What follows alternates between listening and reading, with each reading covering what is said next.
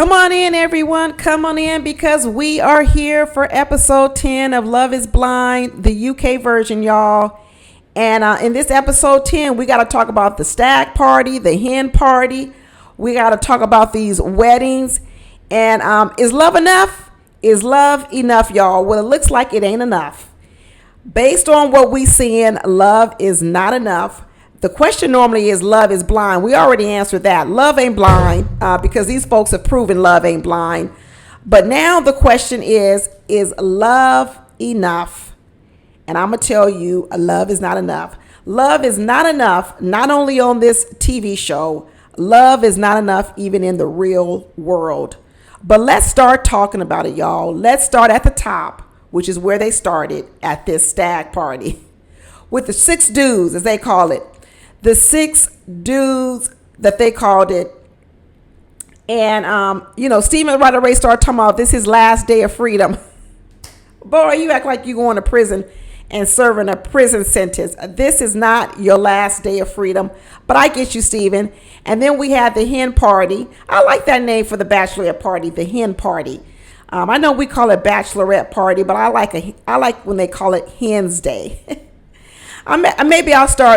I may start using that. I used to use that out in the world when I was single, and people would invite you to a party and you knew the party was going to be full of women. I'll go, I'm not going to no hen party.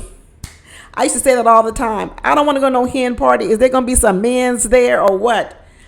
But Demi was running around talking about how she loved a party.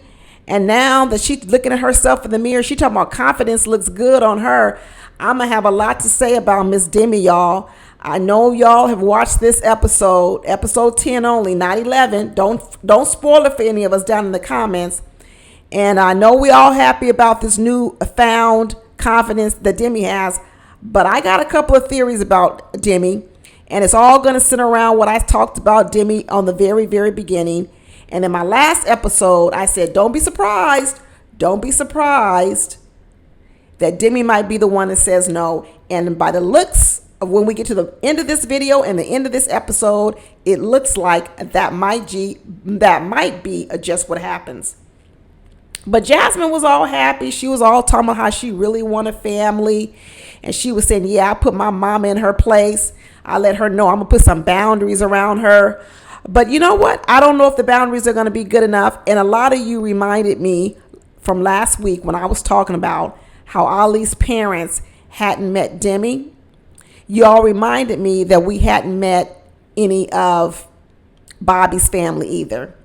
And once I remembered that, I started to kind of think that I'm not so sure Bobby is as forgiving of that mama as he says he was. So I'm a little on the fence with them. I know we're not going to get to see their wedding day today, but I'm starting to think, really, is Bobby really willing to take on this mama? Jasmine was a handful all by herself. Now that he got a dose of that mama, is he willing to take on both of them? But I don't know. I guess we're going to see them in episode 11. And Sabrina, she's so happy. She's so happy. She's so happy that she finally has found someone that she loves and that she's compatible with. But this is where I'm going to start going to. I'm going to start talking about, is love enough? Because I have no doubt that Sabrina and Steve love each other. But do they have the rest of what it takes in order for this relationship to work?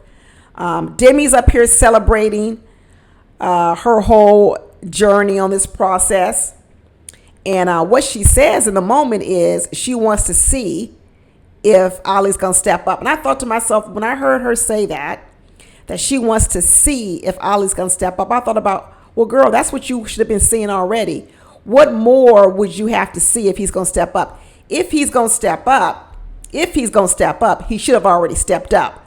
So the fact that Demi started saying she wants to see if he's going to step up was my first red flag that this ain't going to go well. And that was my first real indication that, oh, wait a minute, hold up, wait a minute. Houston, we got a problem. And it made me start thinking about what I said in my last video was just maybe, it was actually going to be Demi who says no. And she started mentioning how she wasn't going to meet any of Ollie's family into the wedding day, and she didn't like it. She didn't like it. It was a bad sign for her, just like it was a bad sign for me, and it was a bad sign to many of the other people.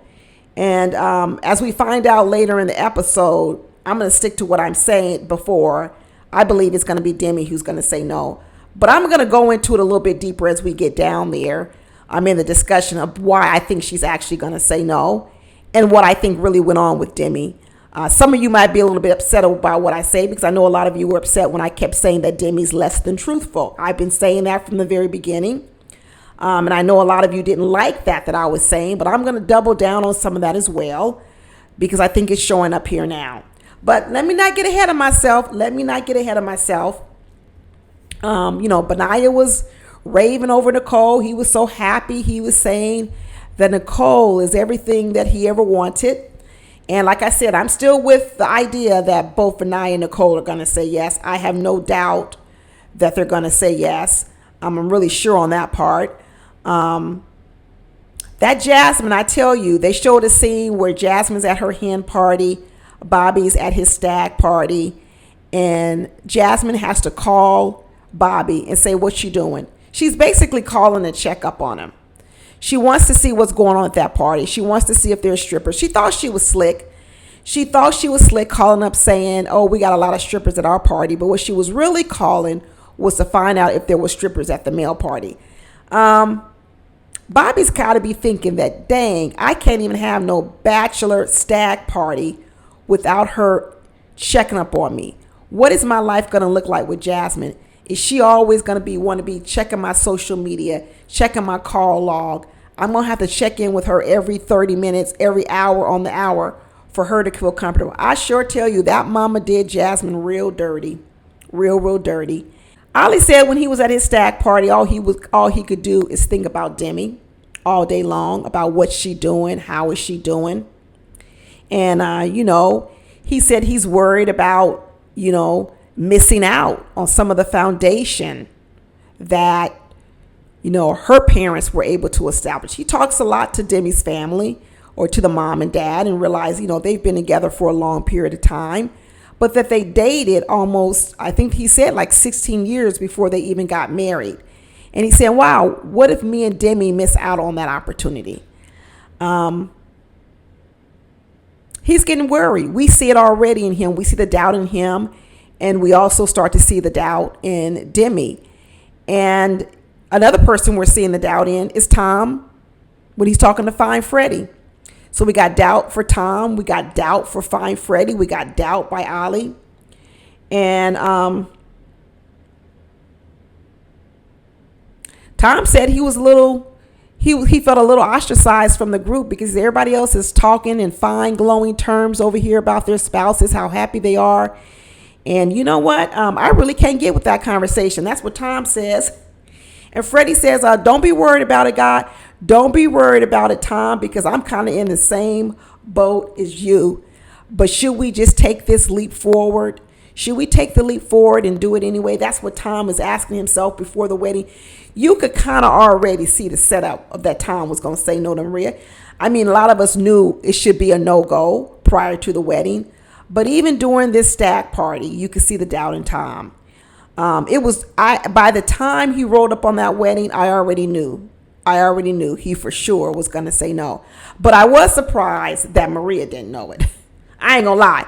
I was surprised that she didn't pick up on all of the cues from Tom before then. But Catherine doubled down. She let us know that, hey, if she's not sure if Freddie's going to say yes, Catherine said she's not going to even walk down the aisle. Catherine is basically saying, if Freddie doesn't tell me beforehand if he's for sure going to say yes, Catherine is saying she's not going to even stand at that altar to wait for Freddie to reject her. But she sure had a good time at this hen party. She was doing all them nasty dances, dropping it low like Megan Thee Stallion, grabbing her crotch. Girl, wasn't this the same girl that said she don't really like to go out and hang out like that? She lying. She lied because she looked real comfortable doing them little moves she was doing. And I'm not quite sure she goes to all bushy, pristine places, because the dances she was doing was kind of raunchy. I ain't gonna lie. they was kind of some raunchy dances. So she might be used to both bougie and raunchy. But when we finally got around to seeing all the goodbyes before the wedding day, you had Ollie talking about how sad he was move out and he's going to struggle with them being apart.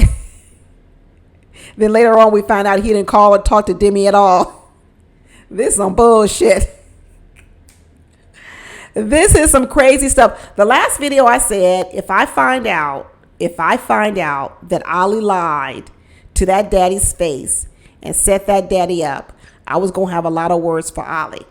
Well, I know y'all expected me to rip into Ollie, but you know what? I'm going to temper my words. And you know why I'm going to temper my words? Because of what I told you about, my opinion now of what I think went down with Demi. And we're going to get to him. We're going to get to him. But you might be wondering why I'm not going in on Ollie so much. Oh, he played around. He absolutely played around this whole season.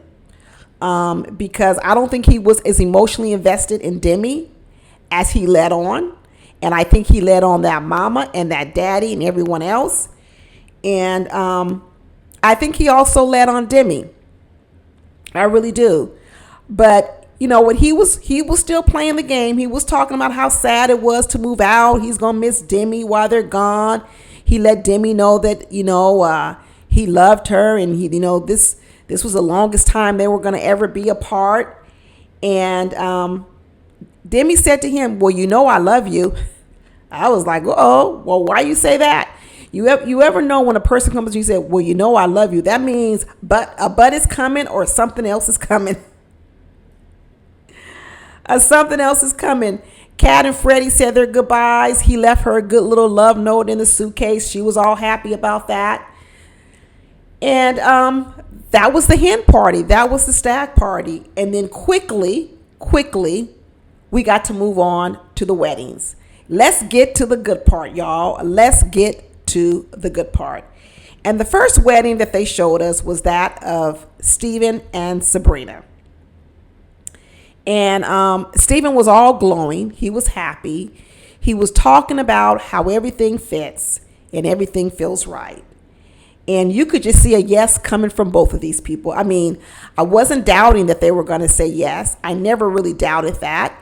But when you start listening to them talk, when you really start listening to them talk, you start to realize how these two, I'm not quite sure they're communicating very well. Sabrina talked about how she's spontaneous and she's adventurous, yet she's also very considerate. That's how Sabrina in their little flashback was describing herself. And what Sabrina also said was that she never really used to want to get married and she never wanted to have kids. It goes back to what I say about Sabrina, that I believe Sabrina is very, very, very independent. And I think Sabrina's marriage and happiness is contingent upon one thing. And that one thing is, if Steven can fold into Sabrina's life, they will be happy. They will be happy. But I'm not quite sure Steven is going to fold into Sabrina's life. And that means Sabrina is going to have to fold more into Steven's life. And even on this wedding day, as happy as it was, as beautiful as it was, as happy as Steven looked, as beautiful as Sabrina looked, I'm still not convinced this is a good match.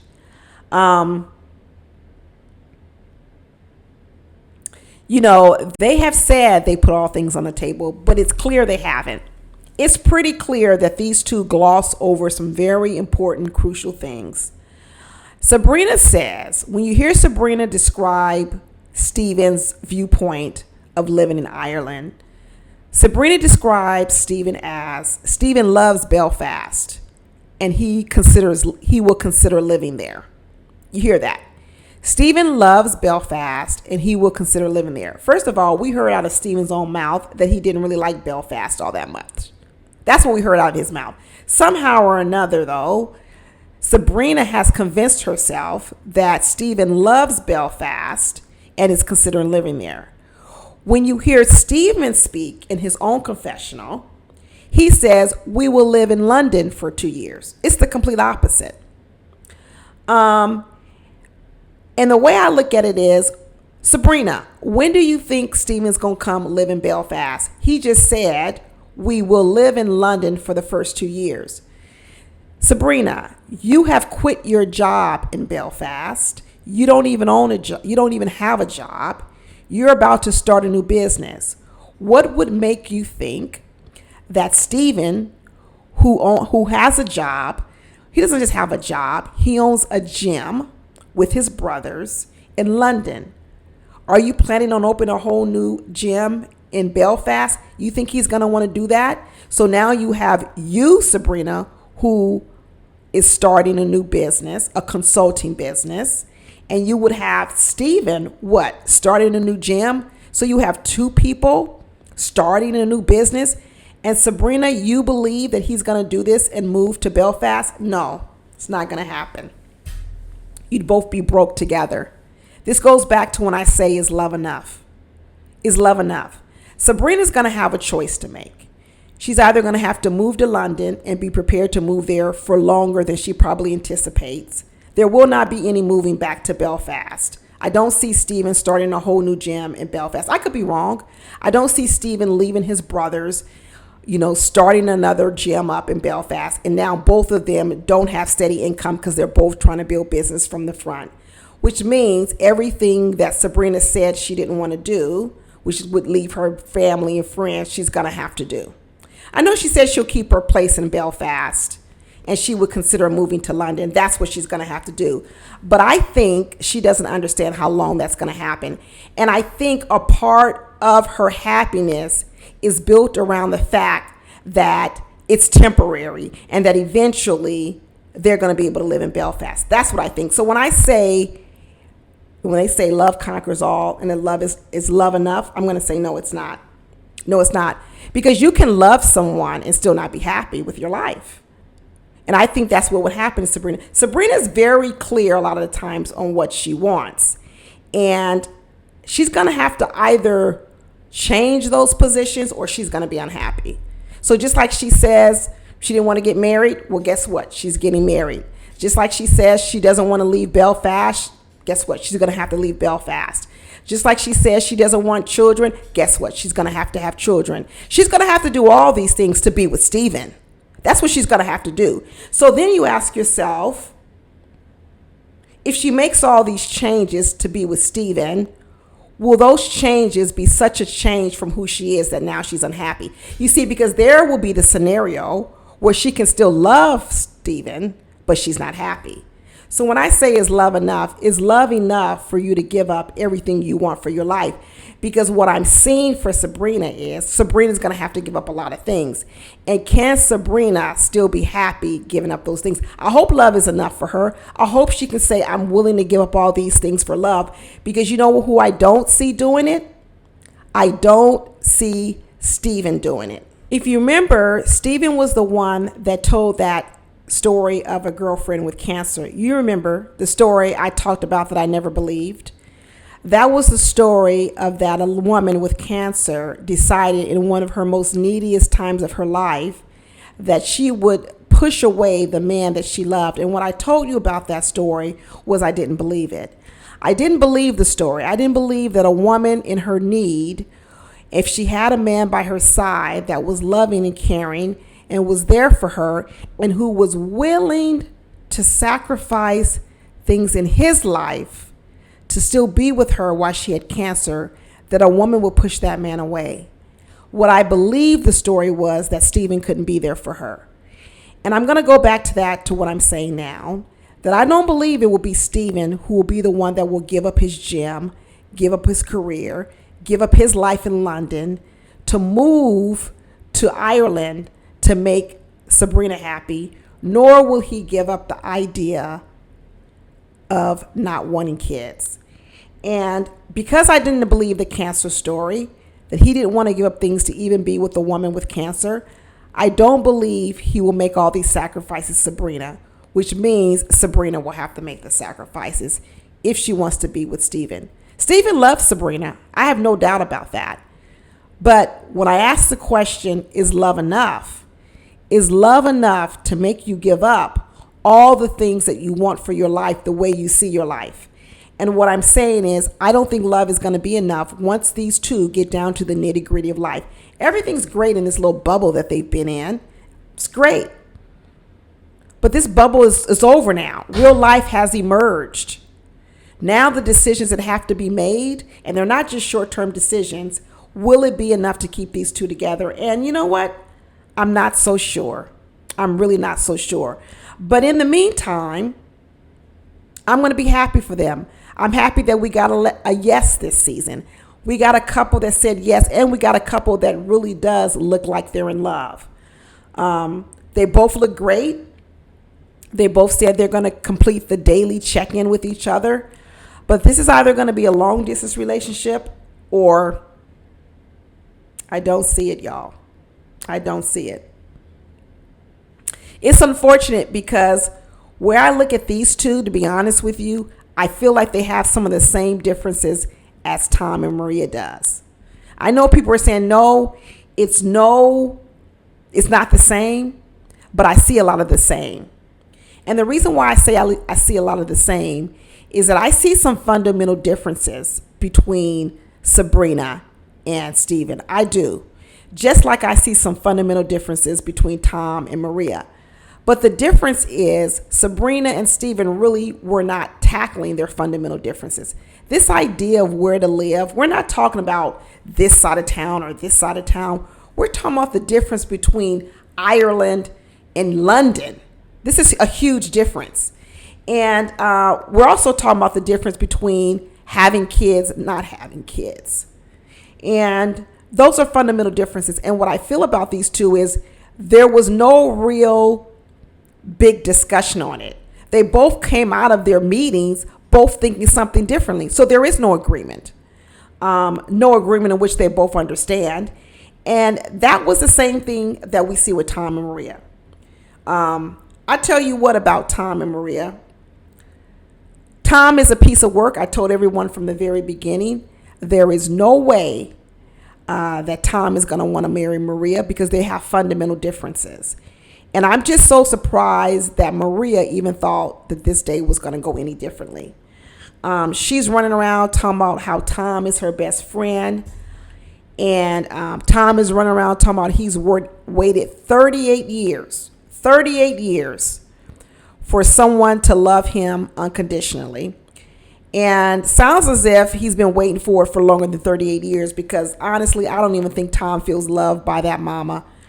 And I still don't understand why that mama didn't show up. Unless Tom said, mama, ain't no need to show up. Maybe Tom gave his mama a heads up and said, mama, ain't no need to come because this wedding ain't going to happen. But he said he waited 38 years. And when he left Maria at that altar, he got out of there like he had an Uber waiting on him outside. I'm going to tell you, Tom got out of there so fast, y'all. He didn't even give Maria a chance to respond. I thought he was running to catch an Uber that he ordered right before he went down the aisle. He probably put in his order for that Uber car so that Uber can arrive right when he said, no, I'm not doing this. He didn't give Maria a chance to even respond. He just left her there and walked down that aisle without her. That was cold-hearted and cold-blooded. But I'm going to tell you where Maria went wrong. The only reason that Tom even chose Maria over Tosh was because Maria was promising a whole lot of things she couldn't deliver. That's why I'm not feel too bad for Maria, because this goes back to what I was saying before, what was going on in the pods. These people weren't really getting to know each other. And what I know Maria was doing in the pods was she really wasn't letting Tom know who she really was. And when she first started telling Tom a little bit about herself, the fact that she believed in a more traditional household, the minute Tom said, no, that's not my jam, I'm not up for no woman staying home and raising no kids, Maria backtracked. She should have never done it. Because eventually what ended up happening is Maria spent this entire experience backtracking. You remember, Maria was the one who said she wanted a man who would make her laugh, someone who was funny. I got on her about then, saying that wasn't a cornerstone of marriage, but that's what she wanted. By the end of this experiment, it was Tom who was saying, I'm glad I have Maria so Maria can make me laugh. So Maria was expecting to go into this experiment to get her own comedian. And next thing you know, she comes out of the experiment being the comedian. That's not what she wanted. Maria went into this experiment thinking that she was going to become a stay-at-home mom. She came out of the experiment realizing not only is she not going to be a stay-at-home mom, but she probably need to go 50-50. And her husband said in the end, I wouldn't want no wife teaching my son that he has to pay for everything for a woman, nor would I want a wife of mine teaching a daughter of mine that she has to expect a man to pay for everything and that woman isn't independent. These are fundamental differences. And really, Maria should have let that be known from the very beginning. But I'm going to double down on why Maria didn't do it, because Maria is still mourning her father. I mean, can we get through any episode with Maria when she doesn't mention her father? Everything is wrapped up on that father. When she talks to her sister, it's in relation to her father, who her father was to her and her sister. When she was at the aisle and she's walking down the aisle, it was about her brother filling the role of her father. When she talks about her mother, it's about her father. You see, I think what brought Maria to this experiment was the gaping hole that is in her heart right now for the loss of her father. And as a result, she concentrated way too much on getting a proposal from a man and not really evaluating whether that man was good enough for her. Tom pretty much clearly told that he was scared about these little financial roles that Maria has come up with, gender roles in the house. He wasn't with none of it. And the truth of the matter is, I'm not quite sure that Maria could deliver on half the stuff she wanted. I really didn't see much behavior from Maria that told me she would want the type of relationship that would be required of her for a man that's paying all the bills. You remember when they were at that little dinner at the house, meet the family? It was Tom who had to get up and help clear the table. Maria sat there and did nothing. Like I said, I haven't seen Maria cook a meal, but yet she's complaining about going out. She went out, told the man she would pay, and then said she didn't want to pay. Tom already accused Maria of having a non-serious career, and people might have felt that was rude, that was condescending. I get it. I don't think he should have said it to her. But what he might have been getting at with Maria is maybe she is a bit sort of, I don't want to call it lazy, but maybe she is a bit of, she kind of wants to sit back, not do too much. Because I didn't really see a lot from Maria, to be honest with you. Maria was looking for a life that I'm not for sure. Not only did Tom not want to provide it, I'm not even quite sure Maria is willing to do the things as the wife to have the life she's talking about she wants as a wife. I saw Maria really kind of just show up. And initially she did a good job because she was kind of telling Tom everything he wanted to hear to get from Tom what she wanted. But when they started really living their life in this experiment, Maria kind of started just fading away from all of that. It's almost like she did everything she had to do up front to get Tom to propose to her. But once they got into the experiment, I didn't really see Maria putting forth a whole lot more effort. It sounded like she felt like, well, I got the guy, now I can sit back. And I think what she found out was, like Tom said, that's not his jam. That's not his jam. You know, it's so interesting that I think Maria might have also triggered Tom, because Tom talked about his mom not showing up. And one of the things he said when he spoke to his sister, who did show up, so some of his family showed up, his sister did, he said that he hadn't even spoken to his mom. So not only did his mother not come to the wedding, she didn't even call him on his wedding day. That's a whole nother level. So I think Tom has spent a lot of his life trying to seek the love of his mother. And I think that's why, one of the reasons why he was attracted to Maria, because initially Maria was filling that hole in his life, pumping him up, telling him how great he is, telling him how wonderful he is. And Tom needed that. We saw that with Tosh. That's one of the reasons why Maria was chosen over Tosh, because Tosh was a little bit of, straight no honey on it. She didn't have enough sugar on her words for Tom. Tom is looking for something that his mother wasn't. And he eventually said, even on this day, that his mother was hard to please. It was hard to please his mother. And I think what he started getting back with Maria was not only did he not want to provide the life Maria was looking for, I think he probably started feeling as if, wow, it's hard to please my mother, and based on what Maria is asking for, I might find it hard to please her too. And that was going to be a turnoff for him. So like I said, it was no doubt in my eyes that this was going to be a no. But I sure didn't know that Tom was going to do it the way he did it, by telling her, no, I can't marry you, and getting out of there like Speedy Gonzalez, like he had an Uber waiting on the outside. That was low. He didn't even give that girl a chance to respond. Even that mama, sweet mama Maria's, she was shocked. Her jaw was on the floor. She was shocked. She couldn't believe it. And when that mama came to see Tom in the dressing room before the wedding, and Tom had to lie in that mama's face and tell her, I'm going to take care of Maria, even though he knew at that moment he was going to say no. Woo! These folks sure know how to lie to the faces of these parents. And they don't blink, y'all. They don't blink. And to be honest with you, I don't know if Maria would have said no to Tom too. He just went first.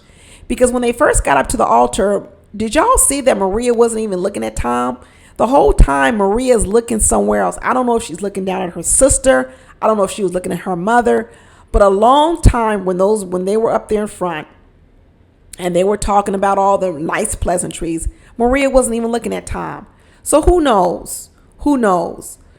Maybe Maria would have said no too. I don't know. But at that moment, at this point in time, Maria wasn't even looking at Tom. So I don't know what Maria would have said yes to. The idea of marriage, which could be it, to fill this hole, to fill this gap she has from her father. I don't know what she was doing. I don't even know why she didn't see this coming. But she was left there standing all on her own, crying. And it seemed like forever she stood up there by herself. Did nobody get up, go to her, give her a hug? She just sat there staring at no one in front of her, because by that time, Tom had already run out to catch his Uber. And that's when he told us, ain't no way I'm going to have no kids with no woman teaching my son that he always got to pay for everything, and raising a girl thinking that she's so dependent on a man for him to have to pay for everything. Tom said, nope, that ain't me. That's not my jam. These two won't be friends afterwards. The way he left her at that altar, they won't be friends. But I tell you who I think are going to be friends, Demi and Ollie. I think Demi and Ollie are going to be friends after this. That's all they're going to be, is friends. They will not be husband and wife. And I think they're going to be friends because I think, once again, Ollie's going to get dumped. He got dumped by Kat during the regular episodes, and he's about to get dumped by Demi at the altar. And because Demi is the one to say no to him, it's gonna allow Demi the opportunity to be friends with Ollie. I think they're gonna let Demi go first, or so. I don't know if Demi's gonna go first, but Demi's gonna say no. And because she says no, she's gonna feel like she maintained her power. I already knew Demi was waffling.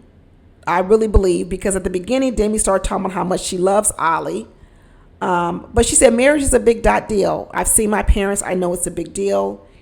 And she said she really does love him. And he said that Demi's his true love, and that Demi is the perfect match for him. She's an amazing woman. He said that he could see him spending his life with Demi. But then he said, I just don't know if this new life I formed with Demi fits in my old life. And there it is. You see, it's a bubble they're living in. And the relationship is all good when you're in a bubble. But the question is, can the relationship last outside this bubble? Is what I'm telling you, Sabrina and Steven. I don't think they've given enough thought to that. But these other couples are giving it some thought. That, yeah, it's good right now. I do love her. She does love me. But is love enough?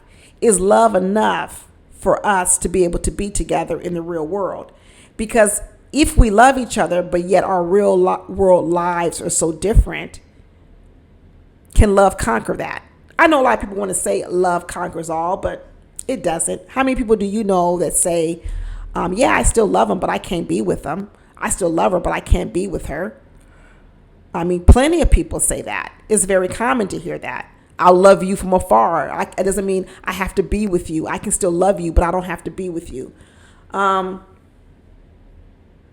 Demi said that they've had a lot of ups and downs. The majority have been ups, but there's some downs. And what Demi also said was that most of the downs have come from the interference of other people. Well, Demi, you live in the real world. Or you live in a bubble? So if you're telling me that your downs come when the real world interferes on your life or intersects with your life with Ollie, that would mean that you're going to have a lot of down, because once you leave this experiment and this little apartment that you're sharing together, then that's the real world. And if you're saying that's the real world that bears down hard on a relationship, then that tells you right there, the relationship, the love you formed here in this experiment isn't enough to last on the outside. And what was really shocking was when Demi said that after they left the apartments, after all that talking that Ollie did of how he didn't know how he was going to get along without Demi, and it was going to be a struggle, Demi tells us that there's been no communication whatsoever. No text, no call, no notes. And she said, you know what? Maybe he's just processing it all. Yeah, Demi, I guess you can tell yourself that. And that's what you'd have to keep telling yourself all the time. You'd always have to continually make up excuses of why Ollie just isn't showing up. She said it was hard for her. I bet it is. I bet it is to have a man sitting in front of you telling you how much he loves you, how much he's going to miss you, how he's going to struggle without you. And then the minute you leave, it's out of sight, out of mind. Out of sight, out of mind, and you hear nothing. It's crickets. Crickets. Her sister tried to tell her, Demi, you're overthinking it.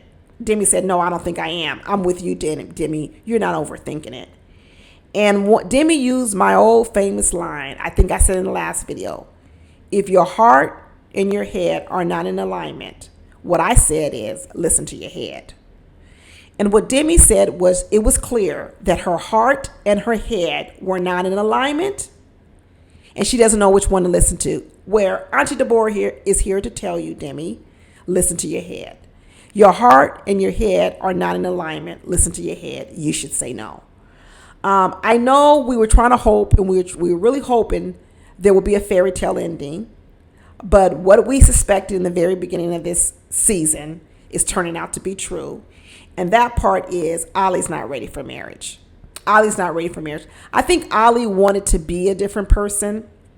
He wanted to be the person, like I said, that could really find himself falling in love and marrying a woman purely based off an emotional connection and mitigating and playing down the lack of the strong physical connection, because I still believe their physical connection isn't strong. I know supposedly they had sex or made love, whatever you want to call it.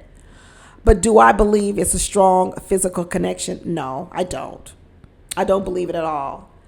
And the sister kept telling Demi, you're in your head too much. You're in your head. I don't think she is. I think she's doing exactly what she needs to do. She's not letting that heart of hers overrule her head. Aaron from the Pod Squad had to come in, and he had to talk to Ollie too, because he was all rattled. He can't keep still. I know he's got ADHD, but he couldn't keep still. I was happy to see that his daddy showed up. I really was happy to see that his father showed up. And then he tried to tell his dad that, hey, let's follow tradition and Let's have a swig of this liquor, this rum. First, the father was like, what tradition are you talking about? He don't know about no tradition of having a drink of this rum. No, Ali needed a drink of rum because he was going to need to get through this wedding. His father was like, what protocol tradition are you talking about? I don't know nothing about this. Ali said, well, I'm making up this protocol and tradition right now because although you may not need a drink, Daddy, I need a drink to get down this aisle because I'm really not ready to do this. He didn't say it, but he still kind of said it. He running around, he trying to tell Aaron, I don't feel like myself. I don't feel like things are right. Aaron's trying to talk him out of it and say, man, you just need to settle down. You're always thinking too deep. I don't think he told Aaron that he's got ADHD. So I'm sure Ollie's mind was racing. That is part of it. But the other part about it is he's just not sure. Why is everyone trying to make these two get married, even though they both are saying that their heart and their head aren't in alignment? But you got everyone telling them to ignore their head, ignore it, and move forward. No, they don't need to ignore it. This is how things end in divorce, because people are ignoring their head and they're just following their heart because they want to be married. And the next thing you know, they get into the marriage and they realize, thank you, heart, but the heart wasn't enough to keep this marriage going. Demi started talking about how much she's grown in this experiment, how when she first came on the show, she doesn't even think she was ready to be a wife, because Demi tells us, how can you be a wife and love someone else and you don't even love yourself? This is what Demi was saying of herself. So she started admitting that she doesn't even believe that when she came on the show, that she was even ready to be a wife. And she said, right now, when I look at myself in this wedding dress, she says she feels beautiful. She feels beautiful. I mean, we love to see it, right? We love to see this brimming confidence of Demi coming through.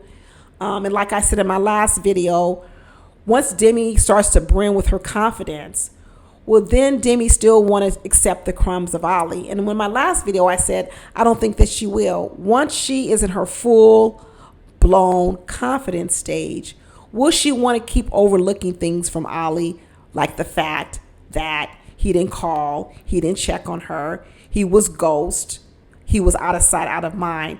Can she continue to overlook these things? Even when they got up to the altar and he said to her, you look beautiful, Demi. You know what Demi said? I know. She said, yes, I do. He said, you look beautiful. She said, yes, I do. She didn't say nothing about you look handsome too. She was rolling her eyes. She was doing that black girl smirk. She don't even need to answer the I do. We don't need to go no further because we know what's about to come out Demi's mouth. And I'm going to tell you this, what I think about Demi. And it's about how people get where we are. I believe that I never really believed that Demi had a lack of self-esteem all the way. I know a lot of other people thought that was the whole big thing with Demi. Of course, there was some areas where I felt she did. But one thing I knew about Demi was that Demi was an athlete. And what I said earlier about Demi was that Demi was competitive. And if y'all remember, those of you who've been watching all my videos from the very beginning, I said that Demi hunted Ollie like a man, like he was a prize to be won. I said that when she was competing with Catherine at the time for Ollie's attention, and that she would withhold the truth because she was doing a little gamesmanship with Catherine. She didn't want Catherine to know that she was really interested in Ollie because she was trying to be like a little stealth person with Ollie. She didn't want to let on to Catherine that she really wanted Ollie. It was a little gamesmanship. It was a strategy. I know everybody concentrated on the fact that Demi was hunting Ollie like a man because she lacked self-esteem. And what I was saying was that Demi likes to hunt men, period. Because I think Demi is competitive. I always said it. And I thought that Demi withheld a lot of truth about herself so that she could maintain her competitive advantage to win Ollie. I've always thought that. I've always thought that part of Demi's attraction to Ollie was because she viewed Ollie like a prize, something to be captured. And a lot of the moves that she made, I think, was to capture Ollie. But let me tell you what ends up happening when you look to capture something, like something's a trophy. Once you get it, what after that? It was all about capturing the trophy. What happens after you've done it? And you see, in a lot of ways, what Demi could say about Ali is that she succeeded. Because what Demi's whole goal was one, to maneuver Ali away from Catherine. She did it. She did it. Even though Catherine was the one that turned Ali down initially, it was still Demi who was able to pour it on real thick with Ali enough that he took a chance on her prior to even seeing her.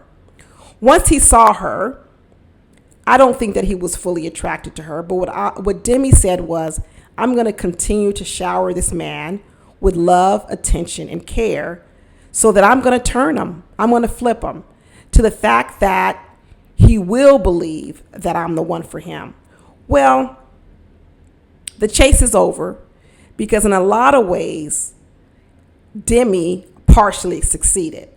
And where she partially succeeded in was, I do think that she turned Ali's thoughts about her a little bit. But once she did that conquest is over. She's gotten her trophy. What's left? Once she realized what was left, I think she became sort of disinterested. You see, because Demi's an athlete, and most athletes can't really be a successful athlete if they don't believe in themselves.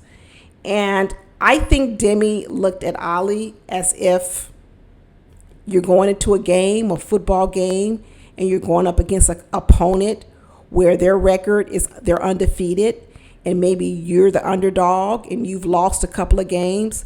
What does a coach tell you going into a game? You're the person that's lost a couple of fights or a couple of games. You're going up against an undefeated team. Your coach tells you, you can do this, you can do this, you can beat them, you can win. You can win, you can win, you can win. So you get yourself up, you do the best you can, you go out there, guns blazing, you put everything on the table. All these things Demi did to win Ali. And once she got him in the place that she felt, I got him, what was left? Because the truth of the matter is, I don't really believe that all these revelations Demi's all of a sudden having about Ali, she always had them. She didn't just all of a sudden wake up and realize this. She knew it. I think she knew it, but I think she wanted to see if she could do it. I think she wanted to challenge herself. So once again, this little relationship with Ali really wasn't as much about Ali and Demi together as much as it was about Demi proving to herself as an athlete that she could do it. And I think she proved it to herself. I think she proved it to herself that she can be more feminine, that she can do these things that before maybe she couldn't do. But now that she's practiced on Ali, she realized, I practiced on you. I got what I want from you. You helped me get to where I am. That's all I want. But I don't need to go any further with you. I don't need to go any further with you. I think Demi got out of Ali what Demi wanted to get out of Ali. And this goes back to when I say that a lot of parts of Demi, she's not truthful to herself. I think Demi has to take some time to figure out what her real motivations are when she's out here in the world. I know Demi often likes to tell the story that she's such a giver and that she's always sacrificing herself.